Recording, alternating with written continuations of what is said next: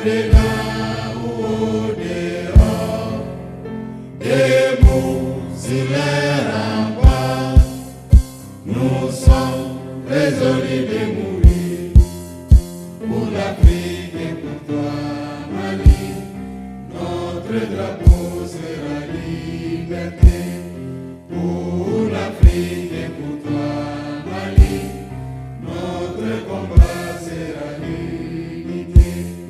Au Mali d'aujourd'hui, au Mali de demain, les chants fleurissent d'espérance, les cœurs vibrent de confiance. Maliennes, Maliens, mes chers compatriotes, je suis particulièrement heureux de m'adresser à vous à la veille de la célébration de l'accession de notre pays à l'indépendance. Le 22 septembre est gravé dans notre mémoire collective comme le jour où le peuple malien a décidé de mettre fin à la domination coloniale en proclamant le nouvel État libre du Mali. En ce moment solennel, je rends un vibrant hommage au père de l'indépendance avec à leur tête le président Modibo Keïta. Cet hommage revêt une signification toute particulière au moment où le Mali est engagé dans la reconquête de sa véritable souveraineté. Nous devons suivre résolument la voie tracée il y a 64 ans. Je m'incline également devant la mémoire de celles et ceux qui ont consenti le sacrifice ultime pour la patrie, qui leur sera éternellement reconnaissante. Maliennes, Maliens, mes chers compatriotes, la commémoration de notre indépendance est une occasion précieuse de se rappeler les efforts constants de notre peuple en vue de l'édification d'un État fort et d'une nation prospère.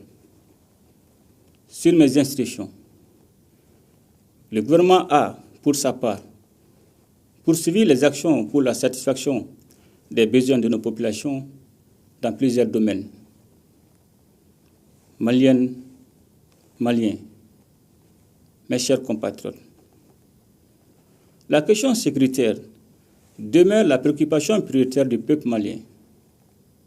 Cette année, notre fête nationale est célébrée dans un contexte marqué par la grande opération stratégique de reprise de terrain, conduite par les FAMA et visant à restaurer l'intégrité territoriale du pays et à les débarrasser définitivement de la menace terroriste. Les forces armées et de sécurité ont en effet mené des opérations de stabilisation et de reconstruction dans les régions reprises, permettant ainsi le retour progressif des services publics, des écoles et des infrastructures essentielles. Ces succès remarquables résultent de la coordination des opérations militaires et du redéploiement des forces à Ber, Tessalit, Anefis, Kidal et Aguelok. Les attaques terroristes survenues le mardi 17 septembre dernier nous rappellent, une fois de plus, l'impérieuse nécessité de demeurer vigilant et de maintenir une posture opérationnelle exemplaire en toutes circonstances. En m'inclinant devant la mémoire des innocents lâchement assassinés lors de cette agression barbare, j'adresse également mes vœux de prompt rétablissement aux blessés et salue le professionnalisme des forces d'intervention. Maliennes, Maliens, mes chers compatriotes, les efforts d'investissement continuent dans le cadre de l'acquisition d'équipements militaires et de réformes pour l'amélioration des conditions de vie et de travail des hommes, afin de renforcer les capacités opérationnelles des forces armées et de sécurité. Par ailleurs, la mutualisation des capacités et le soutien opérationnel dans le cadre de la Confédération des États du Sahel se poursuivent. Maliennes, Maliens, mes chers compatriotes, dans le but de renforcer la confiance entre les citoyens et les institutions, notamment l'institution judiciaire, notre justice s'est largement adaptée au contexte de lutte contre l'impunité avec la création de nouvelles structures. La mise en œuvre de réformes majeures, comme la relecture du Code pénal, du Code de procédure pénale, ainsi que l'adoption par le Conseil des ministres du projet d'ordonnance portant statut de la magistrature, vise à rendre la justice plus efficace, accessible et respectueuse des droits des citoyens. Maliennes, Maliens, mes chers compatriotes, je salue la résilience du peuple malien qui reste digne malgré un contexte économique difficile. Les autorités de la transition travaillent inlassablement pour améliorer les conditions de vie de l'ensemble de nos concitoyens. Cependant, il est important de rappeler que notre économie subit l'impact des crises sécuritaires qui ont conduit à l'augmentation des dépenses militaires au détriment d'autres secteurs. Malgré ces défis, notre pays a maintenu une gestion efficiente des finances publiques, maîtrisant l'inflation en dessous de la norme communautaire de 3%. Au 31 juillet 2024, les recouvrements effectués par les structures de recettes se sont établis à 1 291 milliards de francs CFA. Dans le même temps, le Trésor a mobilisé sur le marché financier régional un montant total de 479 milliards de francs CFA afin de financer le déficit du budget d'État, malgré un contexte caractérisé par une augmentation des coûts de financement et une tension de liquidité dans l'UEMOA. Toutes choses qui témoignent de la confiance des investisseurs en la signature du Mali. Les ressources transférées aux collectivités territoriales s'élèvent à 440 milliards de francs CFA en 2024, contre environ 412 milliards de francs CFA en 2023, soit une hausse de 6,82%. Par ailleurs, pour assurer un approvisionnement correct du pays en produits de première nécessité à un prix maîtrisé, sur la période du 1er septembre 2023 au 31 juillet 2024, les exonérations des droits et taxes accordées aux cordons douaniers se sont chiffrées à plus de 274 milliards de francs CFA, soit 34,62% des recettes réalisées au cours de la période concernée. Je salue l'ensemble des acteurs qui contribuent aux efforts de développement économique, notamment ceux des secteurs rural, industriel, du commerce, des services et de l'artisanat. Maliennes, Maliens, mes chers compatriotes, en 2024, le recensement général agricole a été lancé, ouvrant la voie à la digitalisation des exploitations. Les aménagements hydro-agricoles se poursuivent pour exploiter durablement les potentiels des fleuves Niger et Sénégal. Le gouvernement renforce l'approvisionnement en intrants et réajuste le prix du coton-graine et développe la recherche agricole pour améliorer les semences.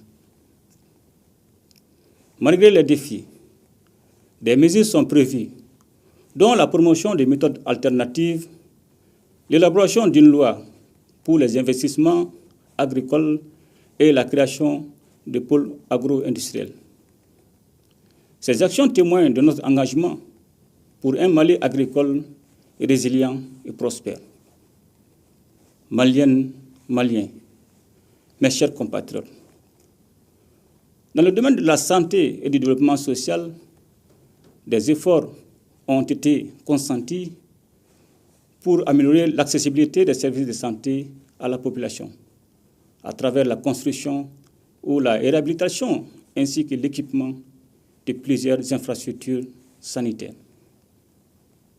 Par ailleurs, des actions de solidarité et de lutte contre l'exclusion ont été menées en direction de nos populations vivant dans la précarité ou frappées par des crises de diverses natures. Consciente du rôle de la jeunesse dans la construction nationale, les auteurs de la transition ne ménagent aucun effort pour qu'elle soit en bonne santé, bien formée et en l'amour de la patrie, et capable d'accomplir toutes les actions de développement et de défense de la patrie. Dans le domaine de l'éducation, l'État a consenti des efforts importants pour construire ou rénover des établissements d'enseignement fondamental et secondaire dont je salue la bonne organisation des examens de fin d'année. Au niveau de l'enseignement supérieur, la construction du centre d'intelligence artificielle et de robotique se poursuit. L'université de Sikasso a accueilli ses premiers étudiants.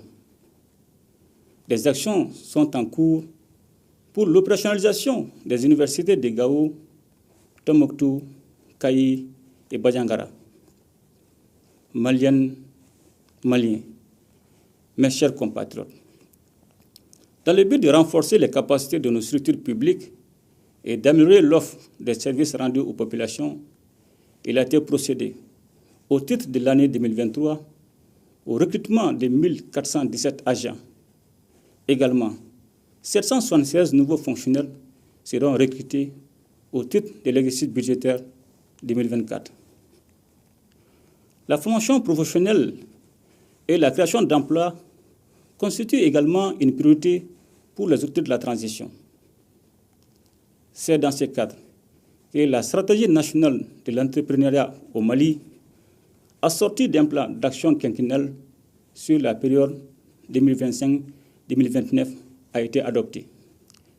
Une grande attention est accordée aussi à l'insertion socio-professionnelle des jeunes ruraux à travers le projet FIER 2.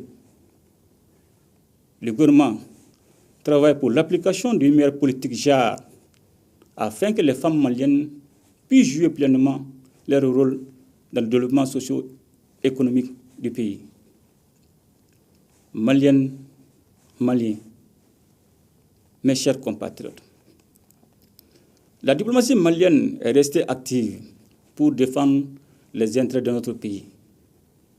Le renforcement de nos relations avec des partenaires stratégiques respectueux de nos choix a ouvert de nouvelles opportunités et favorisé notre présence sur la scène internationale. Aujourd'hui, le Burkina Faso, le Mali et le Niger incarnent la renaissance d'une Afrique qui se libère et invente son unité et son développement sur de nouvelles bases. La Confédération des États du Sahel, créée le 6 juillet 2024, a été sans conteste un élément clé de la reconfiguration géopolitique de la région, voire au-delà. Comme vous le savez, j'ai été honoré par leurs excellences, les présidents Ibrahim Traoré de Burkina Faso et Abdourahmane Tchani du Niger, pour assurer la présidence inaugurale de la Confédération. Cette marque d'estime et de confiance nous engage à renforcer nos efforts en vue de l'atteinte de nos nobles idéaux panafricains de la Confédération.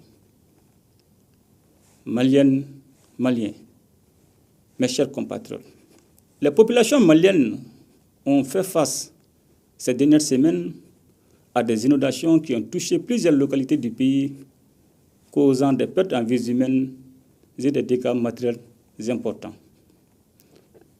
Face aux inondations, les auteurs de la transition ont décrété l'état de catastrophe nationale et mis en action le centre de coordination et de gestion des crises et catastrophes. Des mesures sont prises pour une meilleure gestion des conséquences de ces sinistres afin de soulager les populations éprouvées. Je salue à cet égard la solidarité nationale qui a été exprimée à leur endroit. Et notre souci majeur de nos populations demeure la question énergétique. Pour y faire face, plusieurs projets de construction de centrales solaires ont été lancés dans le cadre du mix énergétique en vue d'améliorer la fourniture de l'électricité. Maliennes, Maliens, mes chers compatriotes, pour les autorités de la transition, la question de la souveraineté est indissociable de celle de l'unité nationale. Le dialogue intermalien a démontré la volonté de notre peuple à résoudre ces problèmes de manière autonome. La Charte nationale pour la paix et la réconciliation consolidera assurément les fondements de notre vivre ensemble.